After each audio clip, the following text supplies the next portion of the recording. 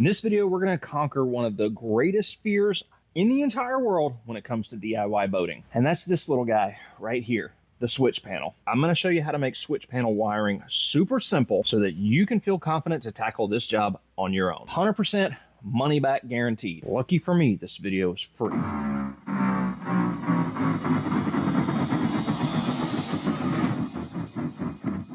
If you buy a switch panel from Tiny Boat Nation, it's going to come to you looking something like this. No wiring on the back, a voltmeter if you chose that option. Now, if you got a switch panel from somewhere else like Amazon or any of the other retailers that sell switch panels, it's probably going to look something like this. It's going to have a bunch of wiring already done on the back of it. Probably not going to know what's going on, so that's what we're here to do, is help you out and make this nice and simple so you can do this install. The very first place you need to start is learning the anatomy of a switch. The ones that we use in the marine industry and the ones we use here in Tiny Boat Nation are a 5-pin switch. They're commonly referred to as a single pole, single throw. That's just a fancy term for saying that it has an off position and an on position. So it's a single throw. It only does one or the other. There are some switches that have 3 ways, which are called multiple throws. They'll have a position in the middle, an up position, and a down position. We're going to focus on these simple 5-pin switches because this is the most common one that you're going to run into when you're doing your own wiring. You'll notice on the front, these switches have 2 lights. You got a small rectangular light down here at the bottom. That's called the courtesy light. We call it the lower light. This square light up here is your indicator switch. It tells you that the switch has been turned on, and it only illuminates when the switch is on. We often refer to this as the upper light. This lower light is considered to be a courtesy light.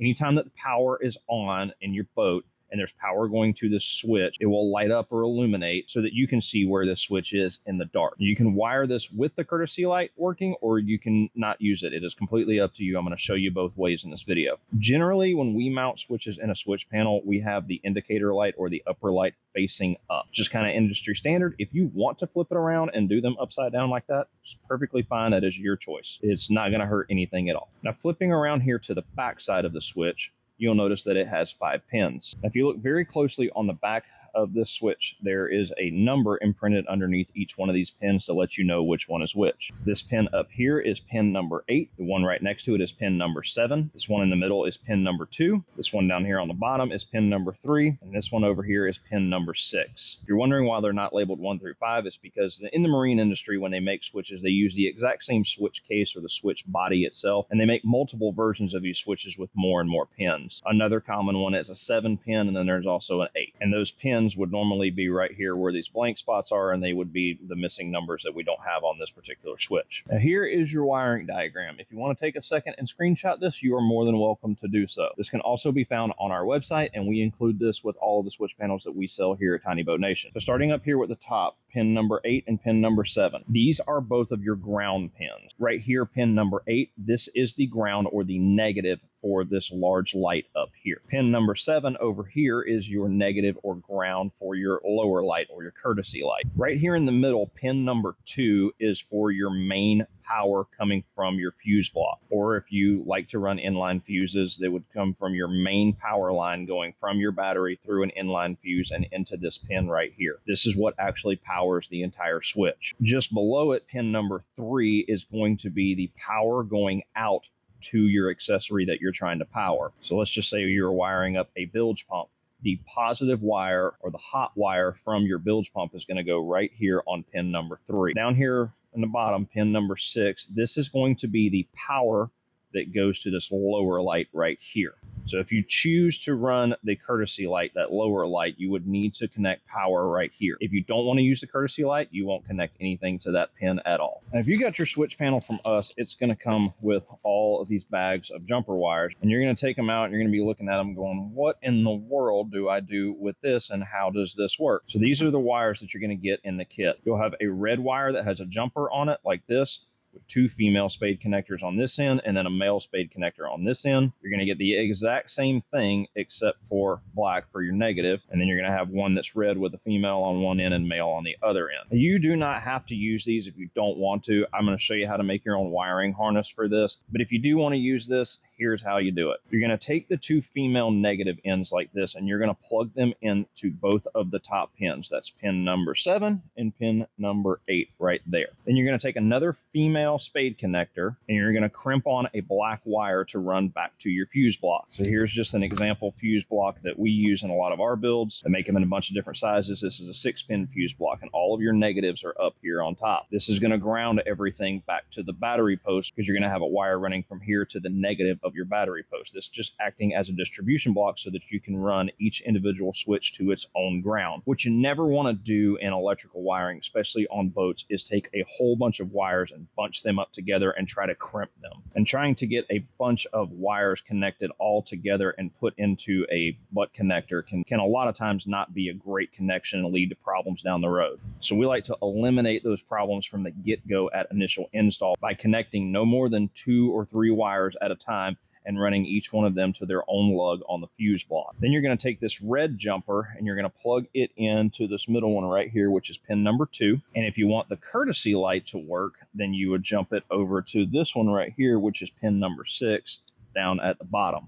So this is going to be power coming from your fuse block, and this is the positive or power sides of your fuse block. You're going to have your main power coming in from your battery, and it distributes it. This is just a distribution block. It's going to distribute that power to each one of these circuits, and you'll use a fuse in line to protect each one of these individual circuits. So you'll have power coming out of one of these circuits and running over to where your fuse block is and connecting to this wire right here with another spade connector. Now, the reason that we're jumping power from pin number 2 right here, which is our main power in, over to pin number 6 is because we want the courtesy light on the bottom to light up. We need power to do that. So instead of running 2 individual power wires, we're just going to jump from our main power right here over to pin number 6 so that we can light up that courtesy light at all times when power is coming from the fuse block. Now, if you don't want power going to that small courtesy light, that lower light, you can use this wire right here. And you'll just simply plug that into pin number 2, connect a female spade terminal right here, and run that over to your fuse block. And then, like I explained earlier, pin number 3 right down here is where you're going to plug in the power wire going to your accessory. You're going to plug in your red wire from your bilge pump,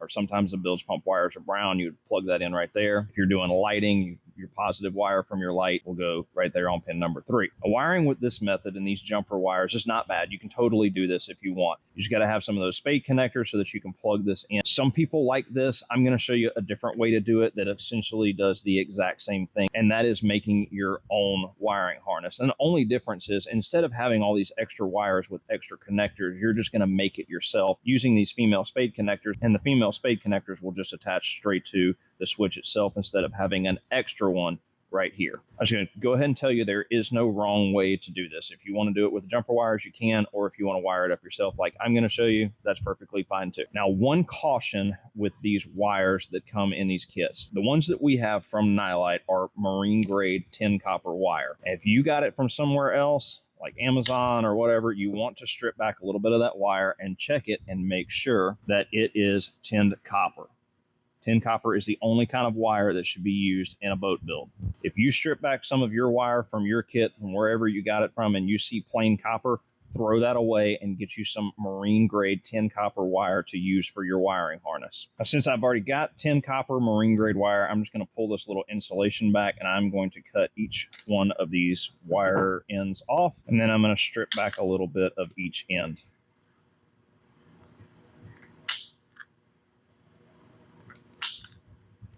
So our next task to complete is to get some of our wire out of our wiring kit. If you don't have one of our wiring kits, you can just get some 16 or 14 gauge wire. If you get duplex like this, you can just split the casing so that you can get the wire out of it. In our kits, all of our wiring is duplex, so you can just take that sheathing off and throw it away. The length of all this wire that I've cut is going to depend on your particular situation. In our build, which is the duck boat project that we're working on right now, we have 2 separate setups. We have this electrical panel that's going to be mounted into one of the side walls of the boat that has our battery on-off switch, which will be our main power coming in, our circuit breaker for our trolling motor, and our fuse block all on this panel. And then just another foot or so away from it is going to be where our switch panel is going to be mounted. Normally, I would be doing this install inside the boat, but for demonstration purposes and to make this nice and easy for you to see, we're going to do all this on the workbench first. And then when we actually start working on the next video for our duck boat project and do the final electrical install, you can see all that. If you're not familiar with our duck boat project and you want to see what we've done to build out a John boat into a duck hunting boat,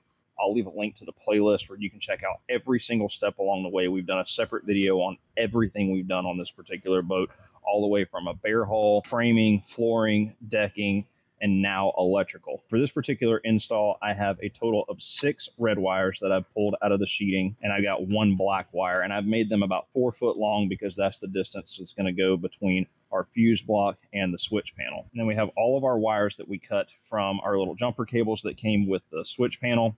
And then I've got 2 additional wires that are about 1 foot, and I'll show you what those are for here in just a second. So the first thing that we need to do is jump all of these grounds and connect them together. And the way we're going to do that is we're going to run a ground wire from here to the next pin and on down the line. Somewhere in this little piggyback jumper cable system that we're going to build, we need to include the ground wire for our voltmeter, and that's right here. And that's what I cut this 1 extra wire for. So we'll start by stripping back our wire, and we will install a female spade connector. These are just the crimp style. There's a bunch of different styles online that you can purchase, but this is what we use here in our shop. These have heat shrink built into them, and we will heat shrink these down once we get everything installed. So go ahead and install our spade connector with our black wire to the negative side or the ground side of our voltmeter. And then I'm just going to use this to figure out about how much wire that I need to get from there to our very furthest switch. So I think about that much.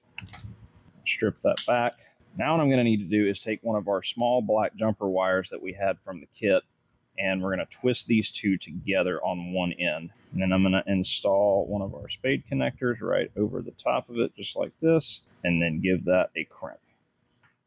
I like to double check my crimps because you never know when you didn't get one all the way in there, and that one I did not get very well. I do that every single time on every single crimp connection that I make on a boat. Doesn't matter whether I'm running a switch panel or some lights or a bilge pump, any kind of crimp connection, I always go through and I make sure that I have a good connection afterwards by yanking on it. And if it doesn't hold just like that one did, then we know we need to do something different. And what we need to do different is use the correct size female spade connector for this connection. These blue ones are for a single 14 or 16 gauge wire. You can sometimes get 2 16 gauge wires in there, but not always. What we have is 2 14 gauge wires, and we need them to go into the same connector. So what we need to do is step up to a bigger connector size, and that's going to be this yellow one. This one is for 10 and 12 gauge wires, or for 2 16s or 2 14s. So we'll slide that on, give that a crimp,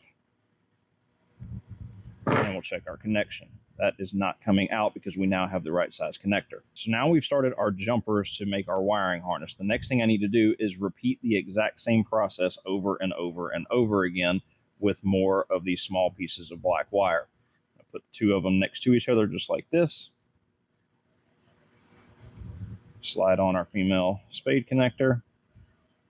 Give it a good crimp, and then we're left with something that looks like this. Now we just need to do the same thing over and over and over again until we have enough to get all 6 of our ground pins connected together so they're daisy chained. We have a total of 12 grounds, so I need to do 12 of these. And on this very last one, I need to take a long piece of black wire that I can run from this entire daisy chain all the way back to my fuse block. And we're going to ground each one of the lights to 1 pin on our fuse block. And the reason this is okay is because each one of these lights is an LED, and they pull very little power, usually about 1/10 of an amp. All of these lights added together doesn't even pull a full amp on my amp meter from what I've tested doing 6 switches like this. And this 14 gauge wire is plenty enough to carry the load of less than an amp from all of our switches, all of our grounds on our switches back over to that fuse block. All right, so here's what we're left with. We've got all 12 of our connections, and the very last one is attached to our long ground lead that's going to go back to our fuse block. Now I can just go ahead and plug all of these in. So that's what we're left with all of them plugged in. Now we just need to come over here on the end of our ground connection here, and that is going to be going to our fuse block. And all of our fuse block connections use a number 10 ring terminal. And because we're only doing a single wire, we can use a 1416, which is the blue size ring terminal connector. And once we actually install this in the boat, I will attach this ring terminal to one of these pins right here on this top distribution block for all of our grounds. Now we can move on to our positive side, or the power side, of all of these switches and each individual circuits. And that's the thing to remember, is you want each one of these to be an individual circuit. You don't want to run all of these together like you did the grounds. If you're not going to run this courtesy light, all you need to do is take one of your power leads and put on one of your female spade connectors and connect it right here to pin number 2. And then on the other end, you're going to take one of your ring terminals and attach that. So it'll look something like this. You'll have female spade connector on one end of the lead, and that's going to plug into pin number 2 right there. The other end with the ring terminal will run over to your fuse block, and each individual switch will have its own power wire going from the fuse block to the switch. Pretty cut and dry. That's simple. Now, if you want to run the courtesy light like we're going to do in this particular build, what you're going to need to do is strip back a little bit of your wire on one side, and then you're going to take one of these small ones that we cut from the jumper, twist those together. Then you're going to want to attach one of your yellow 10-12 gauge or 12-10 gauge is how they call them, female spade terminals. And connect that on there. And then on the other end of that short piece of jumper wire, you're going to twist that up and take one of your blue 14-16 or 16-14 is how they describe it. And then you're just going to crimp that on right there. And what that's going to do is give you a jumper from your main power pin, which is pin number 2 right here, to go over to where that light is. And that is pin number 6 right down here. Then on the other end, you'll just strip a little bit of this back and install one of your number 10 ring terminals. Then you can pick which circuit you want. Go ahead and remove the screw and install this onto that particular circuit. And then the last thing you need to complete that circuit is a fuse. Now, how do you choose a fuse for each one of your circuits and your switches? The simplest way to do it is to pick whatever it is that you're going to be powering. Let's just say this circuit is going to be our bilge pump. Go on the website from wherever you bought the bilge pump or look on the side of the box, and it should say what your max amp draw is. Most of the smaller 800 to 1,000 gallon per hour bilge pumps are going to be somewhere around 3 to 4 amps. There's 2 ways to go about this. You can either go on the safe side and choose a 5 amp fuse, which is really close to the max amp draw of your bilge pump, or you can go up a little bit more to a 10 amp fuse. If you're one of those people that likes to err on the side of caution when it comes to electricity, throw a 5 amp fuse in there and just make sure you got some extras. Remember that a max amp draw of 4 can spike up to 5 at some point, so you may blow this fuse at one point or another. Me, I'm not one of those people. I like to go to the max. So I know just from personal experience with most 800 to 1,000 gallon per hour bilge pumps that even if they do run up to 10 amps before they blow this fuse, they're perfectly capable of handling it. It's not going to smoke the bilge pump or catch it on fire or anything like that. So I'm perfectly comfortable putting a 10 amp fuse in there. This is a personal preference thing. There is no rule book on what you have to do when picking a fuse for each individual circuit. Just go with whatever makes you feel warm and fuzzy inside. Now, that's the basics of doing the wiring. The only thing that is going to be any different is the one circuit that you choose to add your positive for your voltmeter. Now, a voltmeter that's just a voltmeter is not going to pull very much power, if any, usually less than an amp. So you could pick any circuit that you wanted to and tie in that positive for the voltmeter over to any one of these circuits. That could be your bilge pump, your front nav light, your rear nav light, your interior lights, whatever you want. It doesn't really matter. In our particular case, we're running a voltmeter that has a dual USB charger. And this particular one can charge up to 5 amps.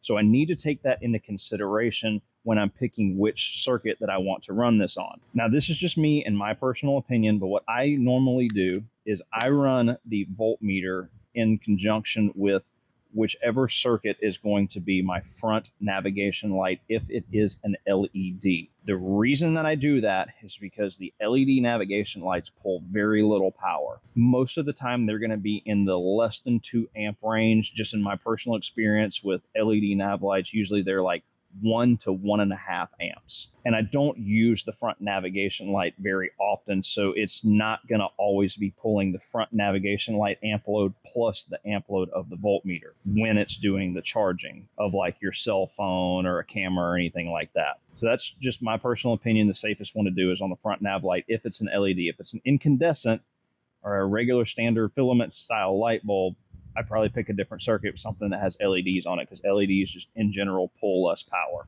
So the way I would wire that up is similar to what I just did over here. We're going to take our jumper, twist those two together, install a female spade connector. And then on the other end of our jumper wire here, I'm going to take that short piece of red wire that I cut earlier, and I'm going to attach that to go to the voltmeter. Let's just say this middle one right here is going to be our front nav light. I will plug this first wire into pin number 2, and then I'll take our jumper, plug it in over here to pin number 6. Now I've got all this extra red wire. I'm just going to figure out how much I need to get a safe little loop over to our voltmeter. I need about that much.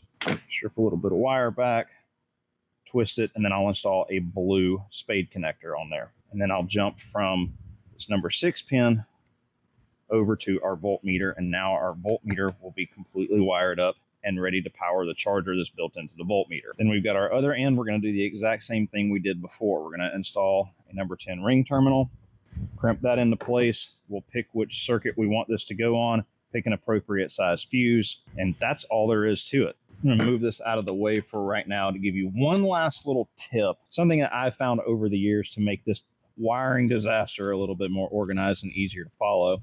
Usually when you get a fuse block, or at least when you get one from us, they come with a pack of stickers. And these sticker packs have, all kind of stuff on them, like accessories, bilge pump, aerator, anchor light.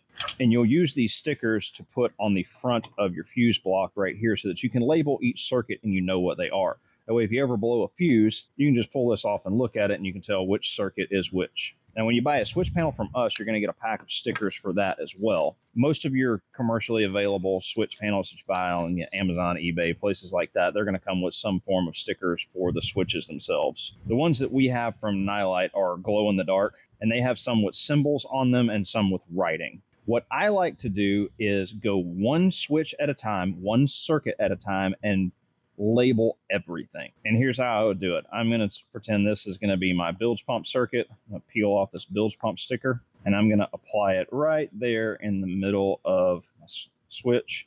There you go. Now that switch is labeled bilge pump. And I'm going to follow that wire back over to my circuit here, and then I'm just going to set this cover in place. I'm going to go over to my stickers for the fuse block and find one that says bilge pump. So here we go, bilge pump 1. And I will put a sticker on it. And then when I go to do the next circuit, I'll go ahead and attach it. I'll figure out what this is going to be. This will probably be my rear nav light. I'll find the rear nav light sticker, go ahead and stick it on the switch. I'll connect it to my fuse block, and then I'll come over here to my sticker pack for the fuse block and find the one that says rear nav light or anchor light and attach that there. Just a handy little tip from, I've been doing this for years. This is the way that I keep everything organized, by doing one circuit at a time. And the last thing to do is to go through all of our positive connections and go ahead and pre-make the wiring harness for each individual circuit. And I like to do all this beforehand on a workbench. That way it's comfortable for me. I gotta make 6 total of these, and I will have everything wired up, and you are now an official YouTube certified boat switch panel wiring expert.